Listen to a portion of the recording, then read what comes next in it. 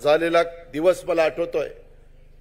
प्रमुख या नात्याने भुजबळ साहेब, समीर सगळेजण इथं आहेत आणि तेव्हापासून आजपर्यंत राष्ट्रवादी काँग्रेस पक्षामध्ये आम्ही सगळेजण काम करतोय, तुम्ही काम करताय।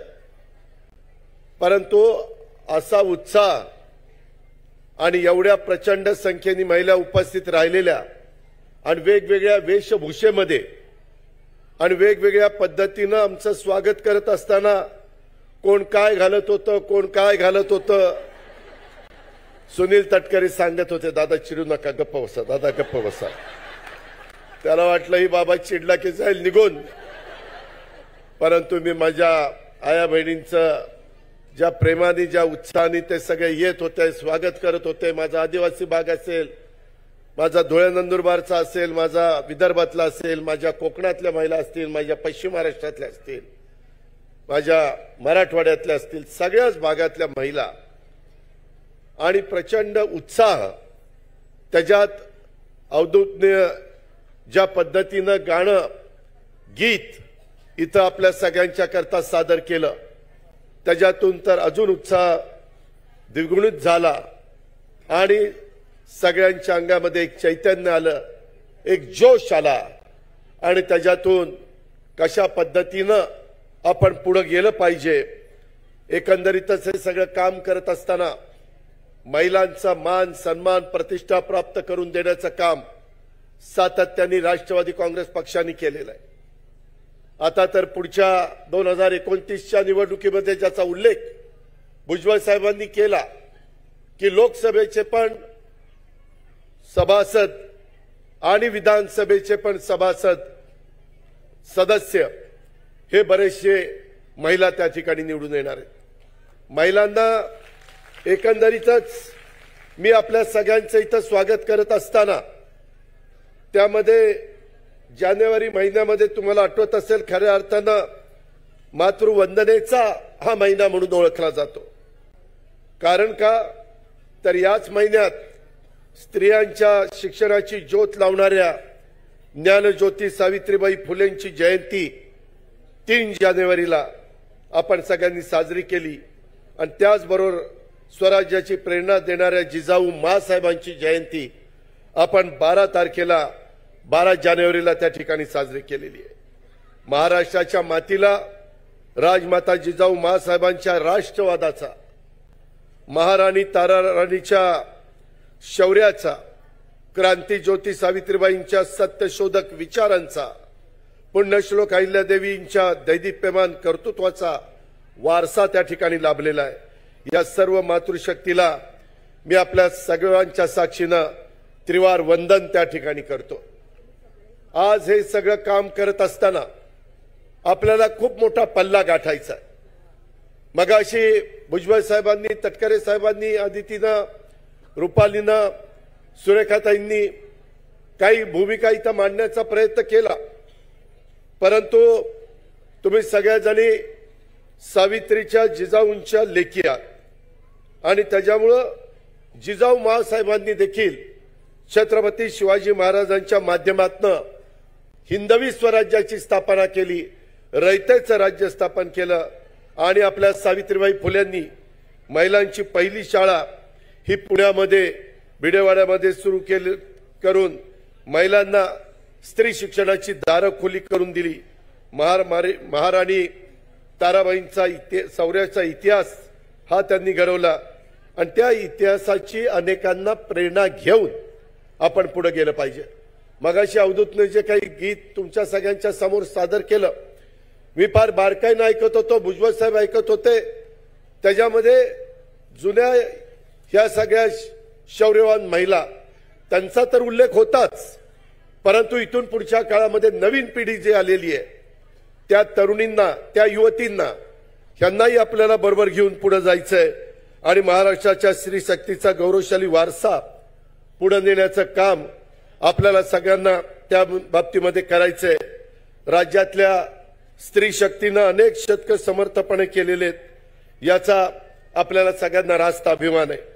शेती असेल, शिक्षण असेल, उद्योग, व्यापार, कला, क्रीडा, विज्ञान, तंत्रज्ञान, संशोधन, संरक्षण अशा अनेक क्षेत्रामध्ये आपल्या महाराष्ट्राच्या कन्या आपलं कर्तृत्व सिद्ध करतायत। मी गेल्याच महिन्यामध्ये आम्ही सगळेजण विधानसभेच्या अधिवेशनाच्या निमित्तानं नागपूरला होतो, विधिमंडळाचं अधिवेशन होतं आणि मी शनिवार रविवार त्याच भागात होतो। कधी अमरावतीला जात होतो, कधी गडचिरोलीला जात होतो, वेगवेगळ्या भागामध्ये तिथं जात होतो। मी तिथं गडचिरोलीला गेलो, तिथं दौऱ्यावर गेल्यानंतर अक्षरशः दुर्गम भाग, नक्षलवादी वेगवेगळ्या घटना तिथं मागच्या काळामध्ये अनेकदा घडलेल्या, परंतु त्या भागातल्या मुली, आदिवासी समाजाच्या मुली, अतिशय तरुण मुली आणि त्या वोल्वो मोठे ट्रक असतात, भरपूर त्याच्यामध्ये खनिज भरलेलं असतं, ते वोल्वो मुली अतिशय मोठ्या गाड्या आत्मविश्वासाने चालवताना मला पाहायला मिळाल्या। आणि मी त्यांना विचारलं, ते म्हणले दादा याच्या आधी आम्हाला कुठं रोजगार नव्हता, आम्हाला आता 30,000 रुपये महिना पगार मिळतोय, आम्हाला अतिशय व्यवस्थितपणे त्या ठिकाणी मदत होतीये, आम्हाला कुठली अडचण राहिलेली नाहीये। आता आम्ही प्रत्येक जण मोटरसायकल घेऊन नोकरीला त्या ठिकाणी येत असतो, 8 तासाची ड्युटी उत्तम पद्धतीने काम करतात। मी माझ्या आजपर्यंतच्या राजकीय जीवनामध्ये सामाजिक क्षेत्रामध्ये काम करत असताना बघितलं, एसटी महामंडळामध्ये देखील तुम्ही बेस घ्या किंवा कुठलेही एसटी महामंडळ आपलं घ्या, कंडक्टर आता महिला नाहीयेत, तर काही महिला चालक सुद्धा झालेले आहेत। याचा आपल्या सर्वांना अभिमान आहे। अनेकदा आम्हाला विमानातनं जाण्याची संधी मिळते, एकनाथराव शिंदे असतील, मी असेल, देवेंद्रजी असतील, बाकीचे आमचे सहकारी असतील, कामाच्या निमित्तानं लवकर तिथं पोचायचं असतं। विमानाने हेलिकॉप्टरने जात असताना बऱ्याचदा 2 पायलट असतात, त्याच्यातली एक महिला पायलट असते, कधी कधी दोघी पायलट महिला असतात। आणि आम्ही ज्यावेळेस विमानामध्ये बसतो आणि विमान अतिशय व्यवस्थित लँड झालं की समजावं दोघी महिला आज पायलट आहे, इतक्या व्यवस्थितपणे ते काम करतात। महिलांची एक पद्धत आहे, एक रीत आहे, एक त्यांचा स्वभाव आहे, जे काम करायचं ते चोख करायचं, त्याच्यामध्ये कुठेही। मी मगाशी बघत होतो, मलाही स्वच्छतेचा खूप अभिमान आहे, आदर आहे। इथं काही कागद बिगद पडली होती, राजलक्ष्मीताई गेल्या, निम्मी कागद उचलली आणि बाजूला करून टाकली। 2-4 कागद तिथं पडली होती, रुपाली उठली, तिनं तिथली कागद उचलली। आमच्या पुरुषापैकी एकही गडी उठला नाही। शेवटी कुठलंही काम असू द्या, तिथं महिलाच पुढे येतात, हे निर्विवादपणे मान्य केलं पाहिजे।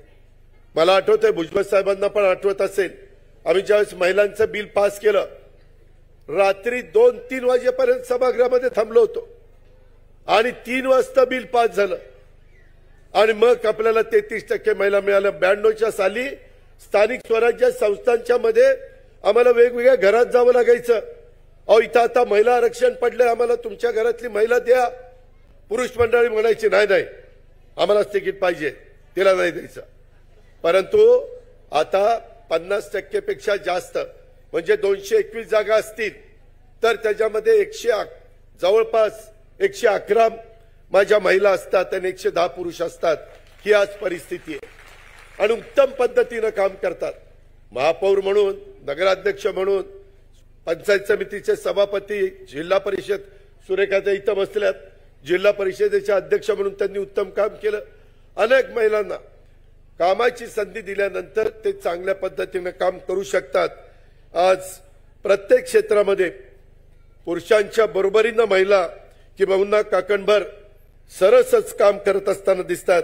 महिलांना संधी मिळाली की ते त्याचं सोनं करतात, हा इतिहास आहे, वर्तमान आहे, भविष्य सुद्धा आहे आणि यात माझ्या मनात तर कोणतीही शंका नाही, कारण त्यांच्या पाठीशी मा जिजाऊ ज्ञानज्योती सावित्रीचा वारसा आहे।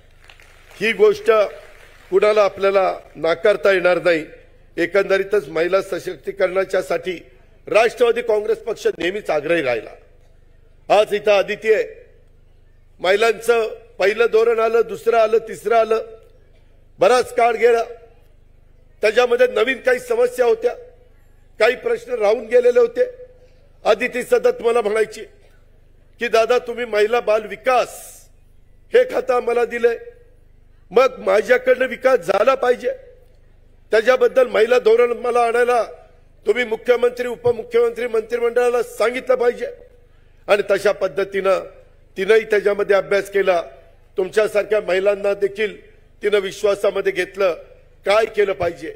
भौगोलिक परिस्थिती वेगळी आहे, माझ्या ठाण्याची, नंदुरबारची, धुळ्याची, गडचिरोली आणि तिकडं चंद्रपूर त्या भागामध्ये असणाऱ्या माझ्या आदिवासी महिलांची परिस्थिती वेगळी आहे, माझ्या नाशिकच्या परिसरातल्यांची वेगळी आहे, पश्चिम महाराष्ट्राची वेगळी आहे, कोकणातली वेगळी आहे। आणि त्याच्यामुळं एखादं महिला धोरण आणत असताना कोणत्याही बाबतीमध्ये कुठली त्रुटी राहता कामा नये अशा प्रकारचा फार बारकाईनं अभ्यास आमच्या मुलीनं म्हणजे साधितीनं त्या ठिकाणी केला आणि अतिशय चांगल्या प्रकारचं हे महिला धोरण त्याच्यामध्ये आणलेलं आपण सगळेजण पाहतोय।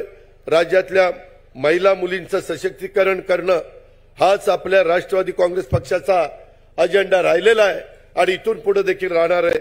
या गोष्टीचा आपण सगळेजणांनी अभिमान बाळगला पाहिजे। मी मागच सांगितलं, माझ्याकडे अर्थ मंत्रालय, महिला भगिनींनो तुम्हाला आश्चर्य वाटेल, मी 6 लाख कोटीचं बजेट या राज्याच्या करता सादर करत असतो। किती? 6 लाख कोटी। आता तर पुढच्या वेळेस कदाचित त्याच्यात अजून वाढच होईल, कारण दरवर्षी वाढ होते। 2 लाख कोटी तर जीएसटी डिपार्टमेंट जे माझ्याकडे अर्थ विभागाच्या अंडर, तोच जीएसटी डिपार्टमेंट उत्पन्नाच्या कराच्या रूपाने राज्य शासनाच्या तिजोरीमध्ये कर टाकत असतं। आणि मग हे सगळं काम करत असताना अनेक समस्या आहेत, अनेक प्रश्न आहेत, नवीन नवीन रोज काही ना काही घडतं, त्याच्यातून मार्ग काढायचा असतो। कायदा सुव्यवस्था चांगली ठेवायची असते।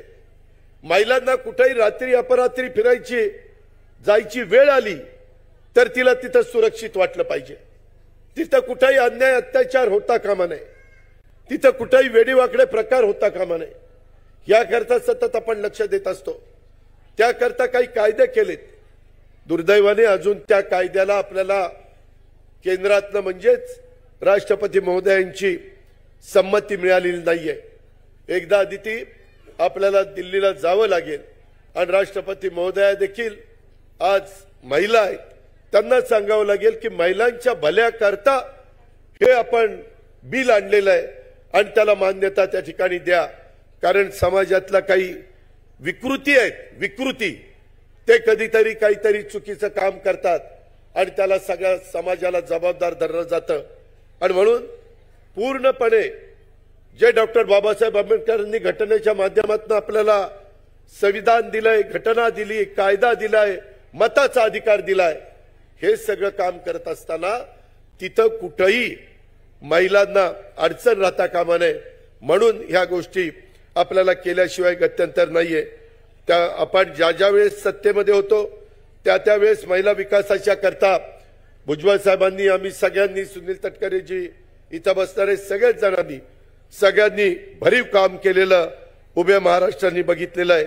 महाविकास आघाडीच्या सरकारमध्ये असताना देखील आम्ही आग्रहपूर्वक महिला आणि बालकांच्या सुरक्षिततेसाठी आपण महत्वाचा शक्ती कायदा मंजूर त्या ठिकाणी केला। काही जण त्या शेजारच्या राज्यामध्ये गेले, आंध्र प्रदेशमध्ये, काय तिथं कायदा आहे, कशा पद्धतीने आहे, त्याच्यात अजून काय आपण बदल केले पाहिजे, कशाचा अंतर्भाव केला पाहिजे, आणि म्हणून ह्या पद्धतीनं आपण सगळेजण जातो। आज आम्ही महायुतीमध्ये सगळे आपण आम्ही काम करतोय। आपल्याला या देशाचा तिसऱ्यांदा पंतप्रधान म्हणून नरेंद्र मोदी साहेबांना तिथं बसवायचं आहे, त्याकरता तुमच्या सगळ्यांची साथ पाहिजे। मगाशी बोलत असताना सांगितलं, 5 राज्यांच्या ज्या निवडणुका झाल्या तिथं जे निकाल लागले, ती राज्य भाजपच्या ताब्यामध्ये येण्याचं कारण, निव्वळ एनडीएचं सरकार येण्याचं कारण, तिथं महिला उत्स्फूर्तपणे बाहेर पडल्या आणि त्यांनी मतदान केलं आणि त्या बाबतीमध्ये राजस्थान, मध्य प्रदेश, छत्तीसगड इथं तो निकाल आपल्याला पाहायला मिळाला। उद्याच्याला लोकसभेच्या निवडणुका लवकरच येणार आहेत, आपण सगळेजण मिळून त्या लढवणार आहोत, महायुती लढवणार आहे। जागा कुठल्या कशा वाटप करायच्या त्याबद्दल वरिष्ठ पातळीवर आम्ही निर्णय घेऊ। तुम्हाला तुमच्या भागामध्ये बूथ वाईज प्रत्येक महिलाला तिथं काम करावं लागणार आहे। आपल्याकडे वेळ कमी आहे, मी पुन्हा पुन्हा तुम्हाला सांगतोय, कारण बघता बघता 23 साल गेलं, 24 साल आलं, 24 सालातले जवळपास 18 दिवस गेले. फेब्रुवारी महिना संपला की आचारसंहिता लागेल. आचारसंहिता लागलं की सगळं वारं निवडणुकीचं व्हायला लागेल. त्याच्यातून वेगवेगळे मेळावे महायुतीचे होत आहेत. त्या मेळाव्याच्या निमित्तानं तुम्ही राष्ट्रवादी काँग्रेस पक्षाच्या महिलांनी पण आपल्या आपल्या जिल्ह्यामध्ये मेळावे असतील महायुतीचे, त्यावेळेस तिथे गेलं पाहिजे. त्याच्यामध्ये आपण एकत्रपणे काम करणार आहोत. आज इथं देखील तुम्ही बघितलं, स्टेजवर देखील बघितलं, बाहेर देखील माझ्या महिला आहेत. बसायला जागा नाही म्हणून अख्खा भारत देश इथं बसलेला आपल्याला पाहायला मिळतो. सर्व जाती धर्माच्या महिला पुरुष आपल्याला इथं पाहायला मिळतात. हीच आपली संस्कृती आहे. हे शाहू फुले आंबेडकरांचे विचार आहेत. हेच युगपुरुष छत्रपती शिवाजी महाराजांचा वारसा आहे आणि त्याच रस्त्याने आपल्याला जायचं आहे. कुठेही आपण कुठल्याही घटकाला तिथं अडचण येऊन देणार नाही. कुणी असं राष्ट्रवादी काँग्रेस पक्षाच्या बाबतीमध्ये वाटून घेऊ नये की उद्याच्याला मला काही त्रास झाला तर कुणी माझ्या पाठीशी उभा राहील का नाही. कुठल्याही घटकाने, अल्पसंख्याक असेल, आदिवासी असेल, मागासवर्गीय असेल, बहुजन समाजाचा असेल किंवा इतर मागासवर्गीय समाजाचा असेल, मला सगळ्यांना या महिला निर्धार मेळाव्याच्या निमित्तानं तमाम महिलांनाही सांगायचंय, महाराष्ट्रातल्या चांद्यापासून बांद्यापर्यंत सगळ्या जनतेला सांगायचंय, बाबांनो काळजी करू नका. एका वेगळ्या विचारांनी महाराष्ट्राच्या विकासासाठी, देशाच्या भल्यासाठी, देशामध्ये महत्वाचे प्रकल्प राबवण्यासाठी, त्याच्यातले महाराष्ट्राच्या हिस्साचे प्रकल्प महाराष्ट्रात आले पाहिजे. मग ते रेल्वेचे असतील, ते विमानतळाचे असतील, ते रस्त्याचे असतील. परवा आम्ही सगळ्यांनी पंतप्रधानांच्या शुभ हस्ते तिकडे नावाशेवा शिवडी ब्रिज 22,000 कोटीचा ब्रिज आहे. 21 किलोमीटर 22 किलोमीटर लांबीचा. अशा पद्धतीची कामं आपल्याला महाराष्ट्रामध्ये करायची. ते केल्याशिवाय आपल्याला गत्यंतर नाही. माझ्या काळ्या आईची सेवा करणाऱ्या, माझ्या शेतकऱ्याला तिथं काम करणाऱ्या माझ्या भगिनीला तिथंही आपल्याला समाधान करायचंय. त्याकरता कधी काही गोष्टी घडतात. मध्ये दुधाचा धंदा अडचणीत आला. आम्ही 5 रुपये लिटरला तिथं डायरेक्ट त्या महिला जर दूध सोसायटीला दूध घालत असेल तर महिलाच्या अकाउंटला किंवा पुरुष घालत असेल तर पुरुषाच्या अकाउंटला ते पैसे देण्याचं काम केलेलं आहे. का तर दुधाचा धंदा जगला पाहिजे, टिकला पाहिजे. माझ्या महिलांना 10-15 दिवसाला 2 पैसे त्याच्यात मिळतात. कांद्याच्या बाबतीमध्ये आम्ही भुजबळ साहेबांनी लक्ष घातलेलं आहे, सरकारने त्याच्यामध्ये लक्ष घातलेलं आहे. परवाच पंतप्रधानांशी आम्ही बोललेलो आहे. वेगवेगळे प्रसंग येतात. सोयाबीनचा प्रश्न आहे, कापसाचा प्रश्न आहे, कधी अवकाळी पाऊस येतो, काही भागामध्ये दुष्काळ पडण्याची शक्यता आहे. ऑलरेडी काही ठिकाणी पडलेला आहे. तिथं काही प्रश्न उभे राहिलेले, ते सोडवण्याच्या करता अनिल भाईदास पाटील मदत पुनर्वसन खात्याची जबाबदारी आपल्याकडेच आहे. त्याचा वापर आपल्याला केला पाहिजे.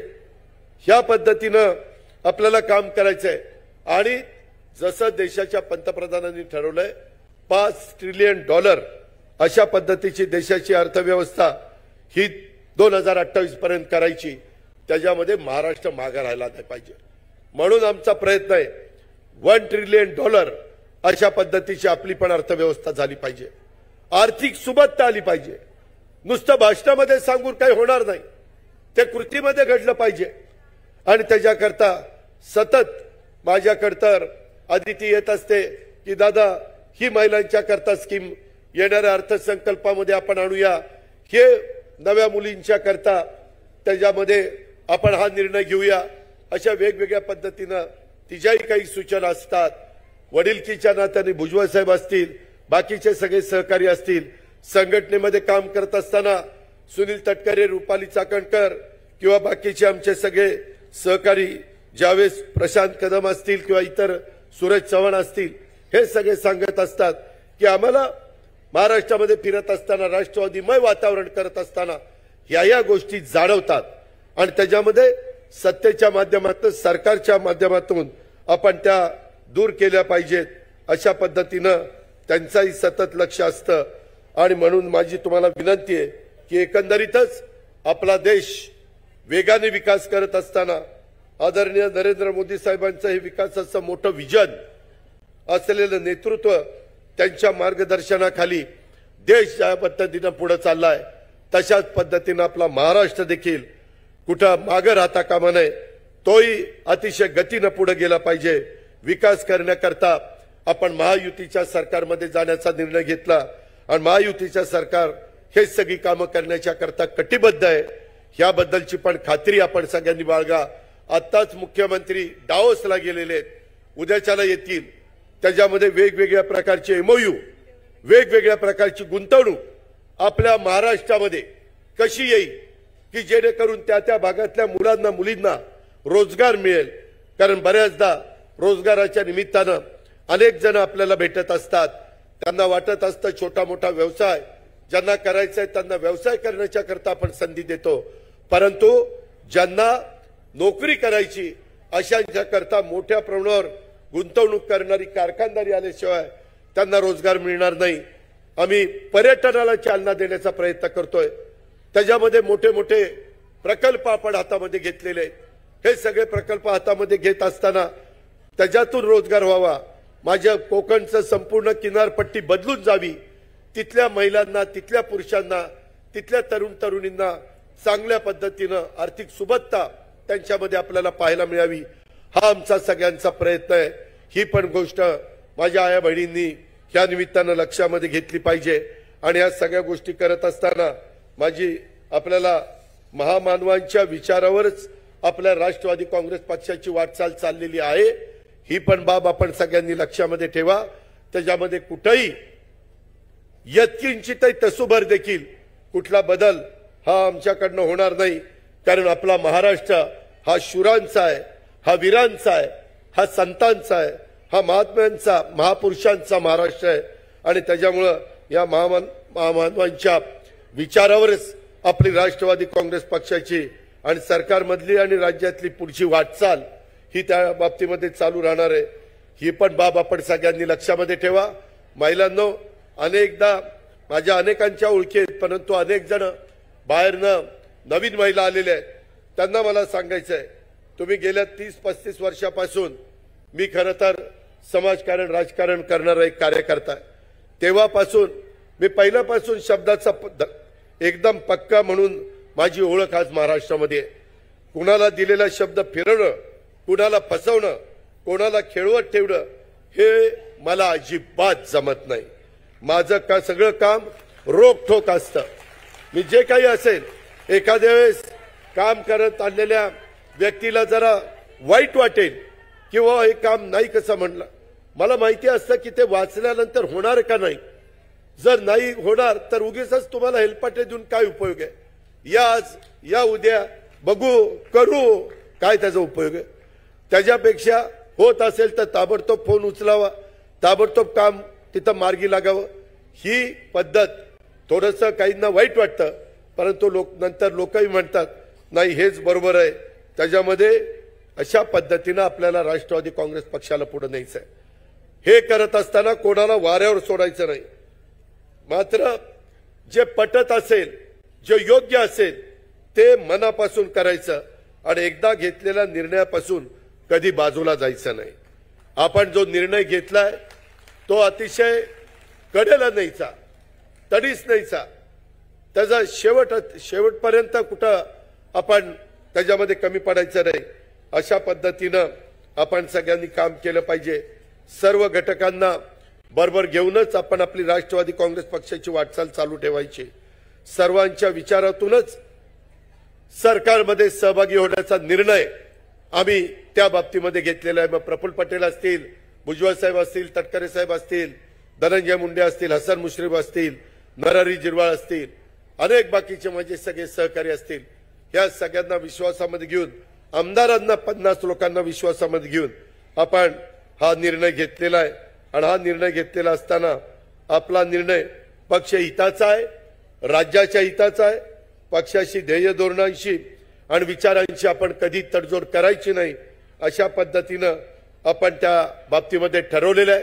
महाराष्ट्राचा विकासाचा अजेंडा हा आपण समोर ठेवलेला आहे आणि हे सगळं करत असताना आपण ही पण बाब तितकीच महत्त्वाची मानलेली आहे की आज समाजामध्ये ज्या ज्या घटकाला आरक्षण मिळालेलं आहे त्या आरक्षणाला धक्का न लावता इतर घटकांना पण जे काही त्यांच्या मागण्या आहेत त्या मागण्या पूर्ण करण्याचा आपला सगळ्यांचा मानस आहे।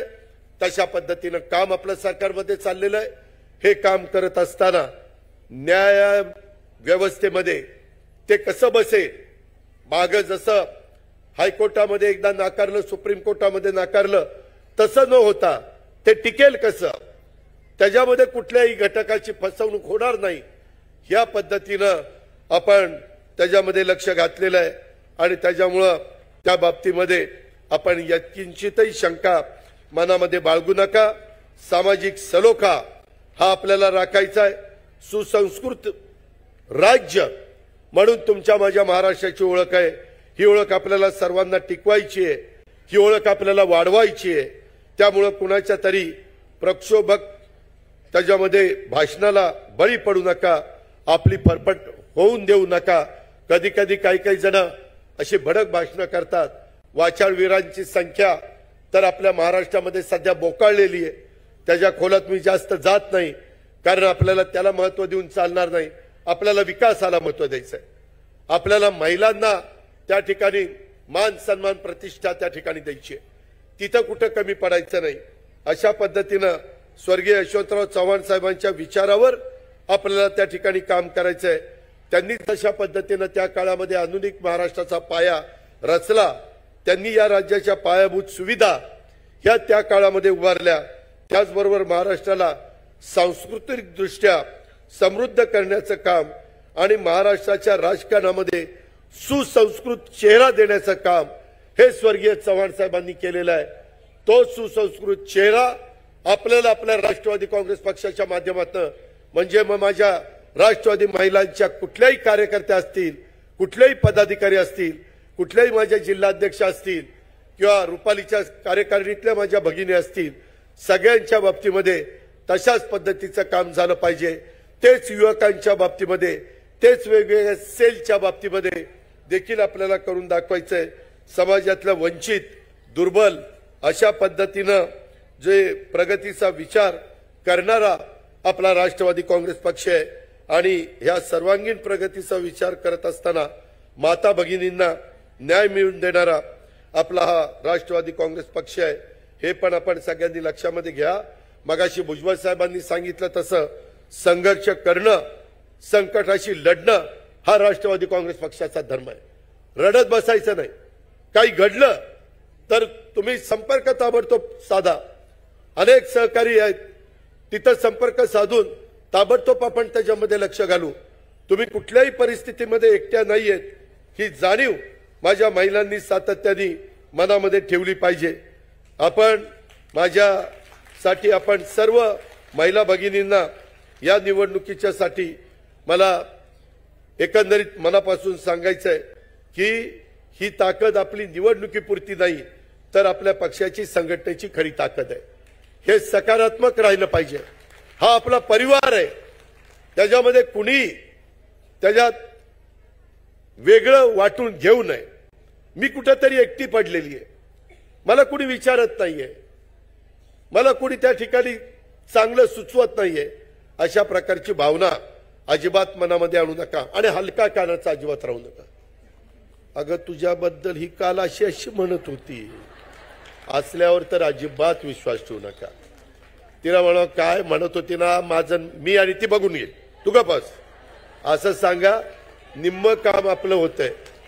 हे मला तुम्हाला अतिशय मनापासून सांगायचंय। मला तुमच्याबद्दल खूप आदर आहे, त्याबद्दल तुम्ही काळजी करू नका, पण कुठेही हलक्या कानाचं राहू नका।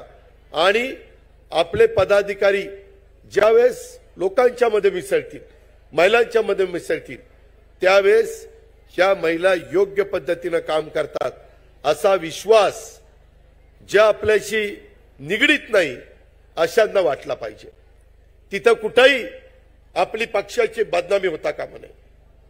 तुम्ही पदाधिकारी म्हणून तुमची बदनामी होता कामा नये, त्याचबरोबर पक्षाची पण बदनामी होता कामा नये। त्याच्यामुळे फार आपल्याला समजून उमजून त्या ठिकाणी काम करावं लागणार आहे। मला असंख्य आज ज्या संख्येने मी अक्षरशः विचार करत होतो, मी एवढे कार्यक्रम राष्ट्रवादी काँग्रेस पक्षाचे बघितले, पण असलं वादळ मी कधी बघितलेलं नाही।